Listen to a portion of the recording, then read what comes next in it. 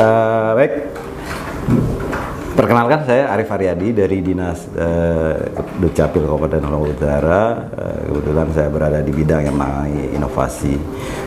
Seperti yang kita ketahui bersama bahwa di Dinas Dukcapil Kabupaten Lombok Utara ada inovasi terbaru namanya Abdol. Abdol ini adalah singkatan dari Adminduk untuk penyandang disabilitas, ODGJ, dan lansia.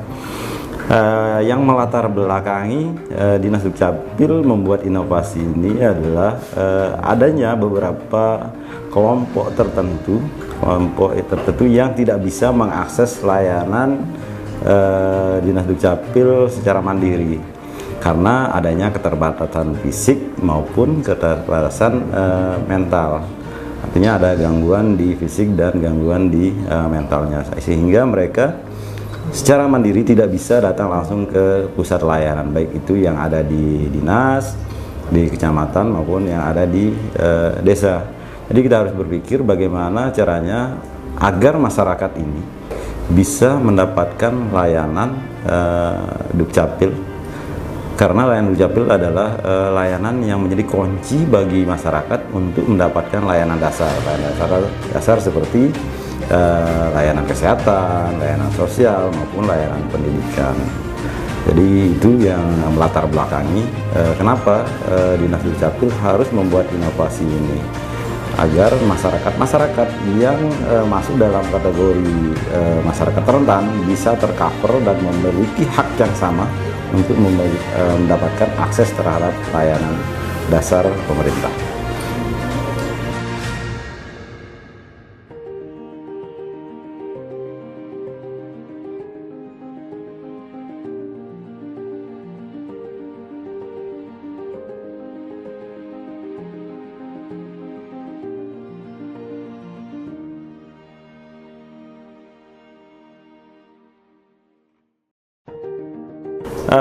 Dampak dari inovasi ini terhadap masyarakat tentunya sangat berdampak besar, karena seperti yang kita ketahui bersama, Dukcapil memang bukan layanan dasar, tapi merupakan kunci masuk untuk mendapatkan layanan dasar oleh masyarakat. Contoh kecil adalah ketika masyarakat membutuhkan layanan kesehatan, yang menjadi dasar untuk mendapatkan layanan kesehatan, apalagi sekarang Kabupaten Lombok Utara sudah menerapkan UHC, artinya seluruh masyarakat yang memiliki dokumen kependudukan, masyarakat KLU sudah tercover untuk jaminan kesehatannya oleh pemerintah daerah. Nah, mengapa masyarakat dengan kategori masyarakat marginal, masyarakat rentan ini harus mendapatkan dokumen kependudukan? Karena untuk mendapatkan akses kesehatan itu adalah satu-satunya syaratnya adalah memiliki dokumen kependudukan.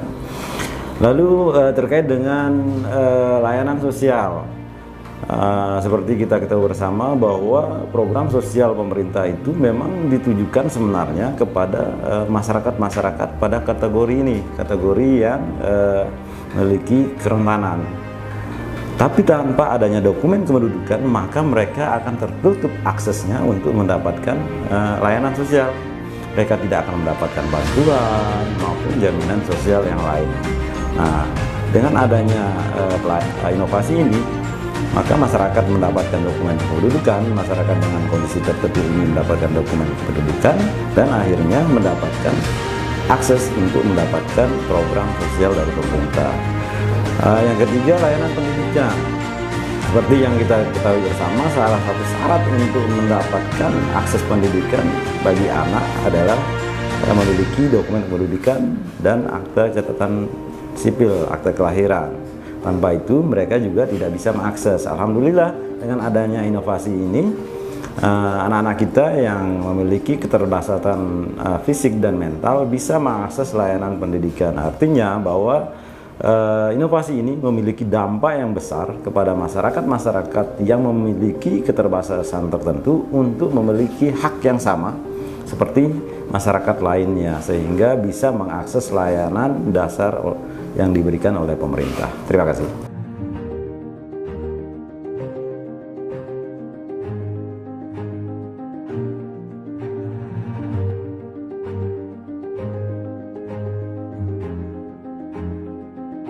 Bismillahirrahmanirrahim. Saya Dr. Haji Abdul Qadir, Kepala Dinas Kesehatan Kabupaten Lombok Utara. Di Lombok Utara kita mempunyai inovasi jamu kuat. Ya, jamu kuat ini adalah suatu inovasi bagaimana agar masyarakat sehat dan bisa menggunakan jamban secara akses. Artinya masyarakat buang air besar di jamban. Jamu kuat ini adalah inovasinya, di mana kita mempunyai rencana bahwa ODF, bebas buang air besar sembarangan, sehingga masyarakat itu tidak lagi membuang air besar itu di sembarangan, tapi harus menggunakan jamban. Di samping itu juga kita ada 5 pilar sanitasi total berbasis masyarakat, salah satunya adalah bebas buang air besar sembarangan, sehingga kita mempunyai inovasi dan ingin lebih cepat agar 5 pilar ini bisa terselesaikan di Kabupaten Lombok Utara. Dampak yang kita rasakan bersama-sama di Lombok Utara, khususnya di Kecamatan Kayangan, bahwa pada tahun 2022 kita baru mencapai 3 pilar STBM, sehingga dengan percepatan ini kita menjadi 5 pilar di seluruh Kabupaten Lombok Utara pada tahun 2023.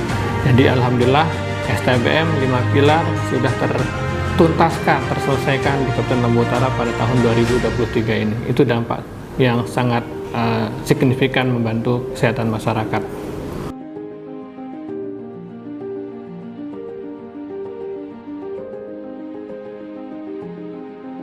Assalamualaikum warahmatullahi wabarakatuh. Saya Kaharijal STMT, Kepala Dinas PU PR PKP Kabupaten Lombok Utara. Pada tahun 2022, pemerintah Kabupaten Lombok Utara melalui Dinas PU PR PKP Kabupaten Lombok Utara telah membangun gedung kantor bupati yang akan menjadi pusat orientasi pelayanan kepada OPD-OPD pendukung dan masyarakat umumnya, serta akan menjadi ikon bagi daerah Kabupaten Lombok Utara. Kita ketahui bersama bahwa pada tahun 2018 silam, Lombok Utara telah terjadi bencana gempa bumi yang telah meluluhlantakan gedung-gedung, rumah-rumah dan infrastruktur lainnya, yang menyebabkan hingga pada saat ini kantor-kantor dan pusat-pusat pelayanan masyarakat tidak memiliki bangunan gedung yang representatif. Oleh karena itulah, dibangunnya gedung kantor bupati ini merupakan prioritas kebijakan daerah dalam rangka memenuhi fasilitas pelayanan kepada masyarakat. Desain bangunannya dibuat berbentuk masjid kuno Bayan yang merupakan simbol peradaban masyarakat Lombok Utara. Untuk fasilitas-fasilitas penunjang masih perlu dilakukan pengembangan seperti pembangunan jaringan jalan, alun-alun, serta fasilitas-fasilitas lainnya. Dalam rangka mendukung kinerja pelayanan masyarakat ini, juga perlu membangun kembali gedung-gedung kantor OPD dengan desain yang diadopsi dari induknya, sehingga semua bangunan-bangunan perkantoran memiliki filosofi yang sama. Upaya pengembangan sarana dan prasarana ini terus dilakukan, sehingga diharapkan mampu merubah wajah Kota Tanjung sebagai kota kabupaten yang sejajar dengan kota-kota lainnya di Provinsi Nusa Tenggara Barat. Dengan dibangunnya kembali gedung kantor dan fasilitas-fasilitas lainnya, maka pemerintah Kabupaten Lombok Utara dapat memberikan pelayanan terbaik kepada masyarakat. Dengan dibangunnya kembali gedung kantor-kantor dan fasilitas-fasilitas lainnya, maka pemerintah Kabupaten Lombok Utara dapat memberikan pelayanan terbaik kepada masyarakat dan dapat dirasakan manfaat yang sebesar-besarnya untuk kemakmuran masyarakat Lombok Utara.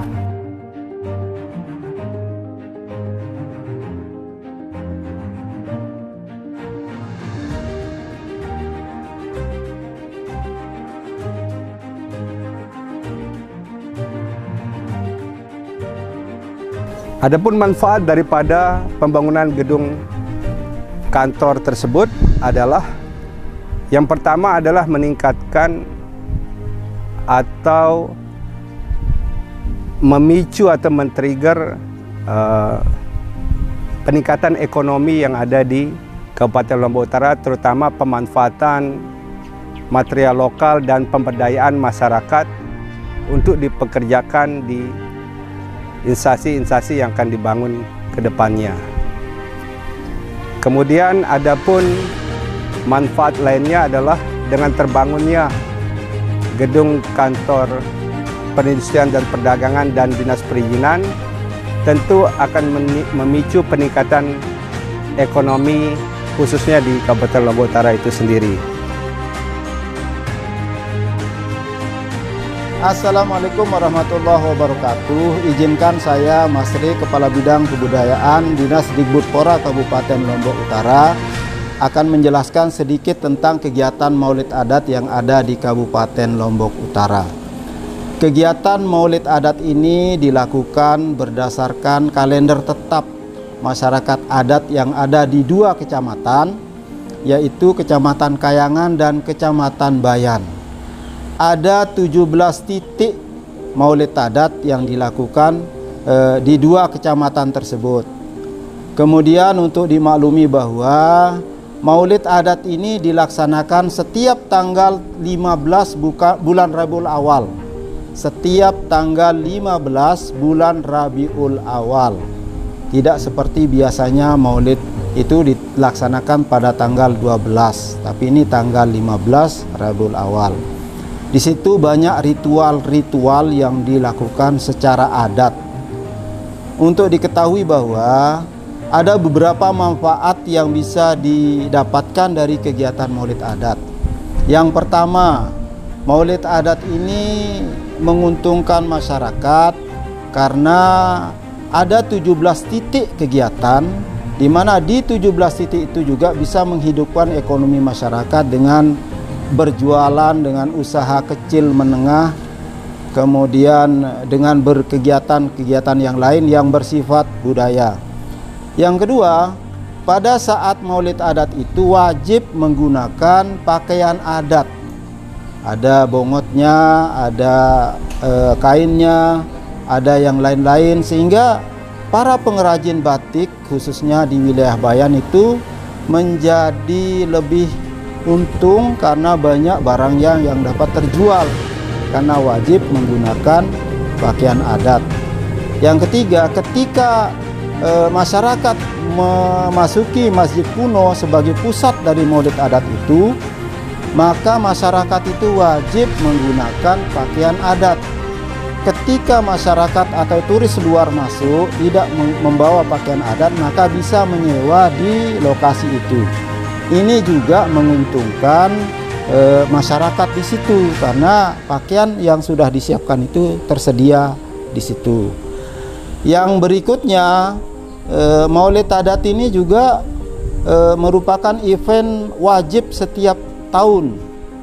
Nah, wajib setiap tahun. Oleh sebab itu, ada beberapa kegiatan yang kita lakukan di samping ritual itu juga kita mengadakan kegiatan seremonial, mengundang pejabat terkait untuk menyaksikan sesungguhnya Maulid Adat itu seperti apa, sehingga tidak ada kesan di masyarakat bahwa Maulid Adat ini bertentangan dengan ajaran agama.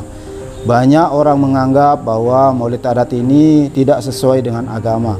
Tetapi sesungguhnya Maulid Adat ini adalah merupakan kearifan lokal yang sangat bagus untuk membentuk karakter anak-anak muda kita di situ, sehingga tidak tergerus oleh budaya modernisasi yang sekarang sedang marak-maraknya melanda kita, terutama di daerah Lombok Utara ini. Jadi dengan demikian, sesungguhnya Maulid Adat ini merupakan event yang sangat penting dan perlu keberlanjutannya kita lakukan demi generasi kita selanjutnya.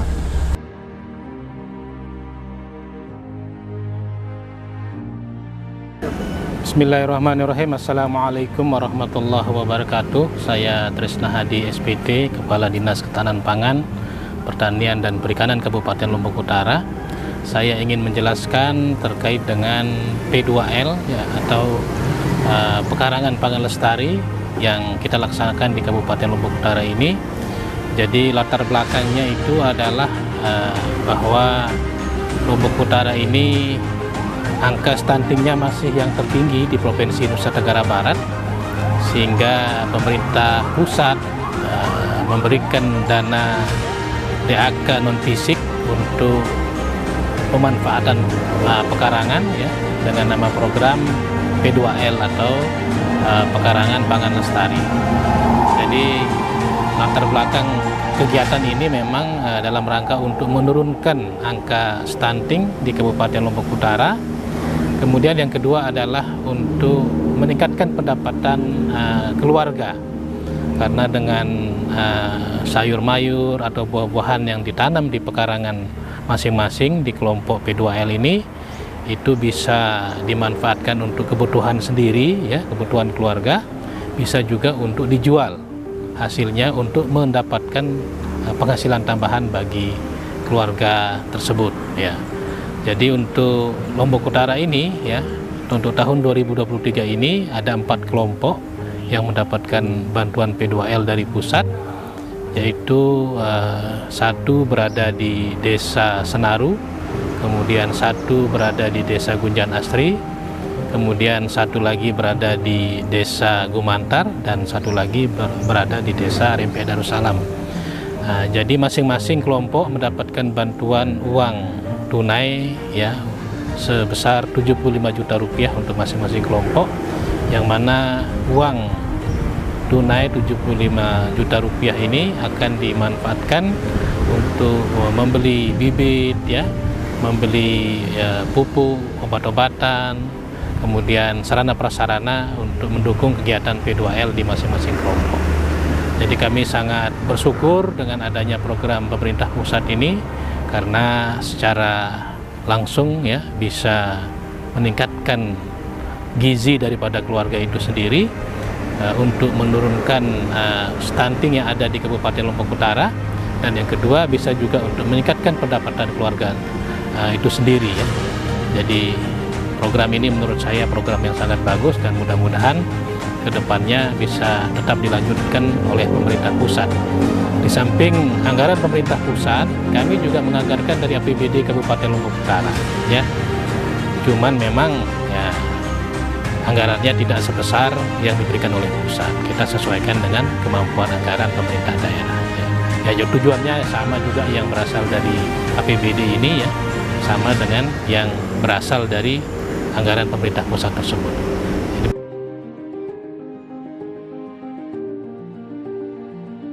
Terima kasih. Jadi kami di lingkungan hidup, khususnya di bidang pengelolaan sampah limbah B3, punya salah satu program yang namanya pengangkutan sampah pada malam hari atau PSM. Jadi awal program kegiatan ini dilatar belakangi oleh suatu kondisi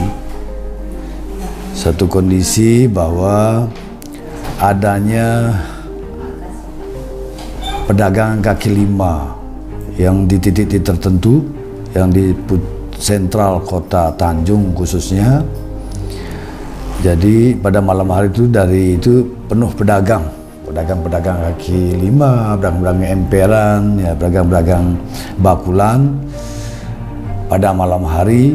Nah, sehingga pada pagi hari itu sampah itu seperti tidak ada pemilik, tidak ada yang bertanggung jawab. Itu dasarnya.